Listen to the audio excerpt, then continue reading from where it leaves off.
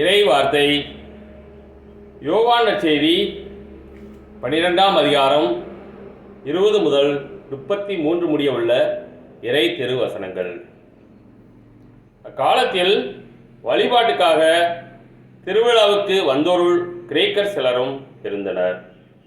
இவர்கள் கலிலேயாவில் உள்ள பெத்சைதா ஊரைச் சேர்ந்த பிலிப்பிடம் வந்து, ஐயா, இயேசுவை காண விரும்புகிறோம் என்று கேட்டுக்கொண்டார்கள். பிலிப்பு அந்திரேயாவிடம் வந்து அது பற்றி சொன்னார். அந்திரேயாவும் பிலிப்பும் இயேசுவிடம் சென்று அதை தெரிவித்தனர். இயேசு அவர்களை பார்த்து, மானிட மகன் மாட்சி பெற வேண்டிய நேரம் வந்துவிட்டது. கோதுமை மணி மண்ணில் விழுந்து மடியாவிட்டால் அது அப்படியே இருக்கும். அது மடிந்தால்தான் மிகுந்த விளைச்சலை அளிக்கும் என உறுதியாக உங்களுக்கு சொல்கிறேன். தமக்கென்றே வாழ்வோர் தம் வாழ்வை இழந்து விடுவர். இவ்வுலகில் தம் வாழ்வை பொருட்டாக கருதாதோர் நிலை வாழ்வுக்கு தம்மை உரியவராக்குவர்.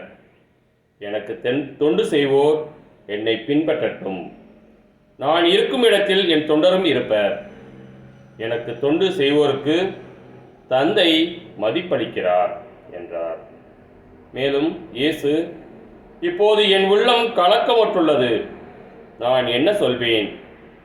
தந்தையே, இந்த நேரத்திலிருந்து என்னை காப்பாற்றும் என்பேனா? இல்லை, இதற்காகத்தானே இந்நேரம் வரை வாழ்ந்திருக்கிறேன். தந்தையே, உன் பெயரை மாட்சிப்படுத்தும் என்றார்.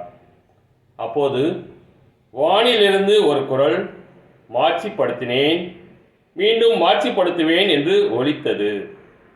அங்கு கூட்டமாய் நின்று கொண்டிருந்த மக்கள் அதை கேட்டு, அது இடி முழக்கம் என்றனர். வேறு சிலர், அது வானதூதர் ஒருவர் அவரோடு பேசிய பேச்சு என்றனர்.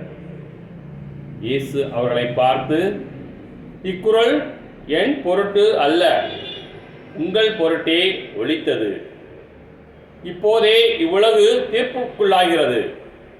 இவ்வுலகின் தலைவன் வெளியே துரத்தப்படுவான். நான் மண்ணிலிருந்து உயர்த்தப்படும் போது அனைவரையும் என்பால் ஈர்த்துக் கொள்வேன் என்றார். தாம் இவ்வாறு இறக்கப் போகிறார் என்பதை குறிப்பிட்டே இப்படி சொன்னார். கிறிஸ்துவின் நற்செய்தி.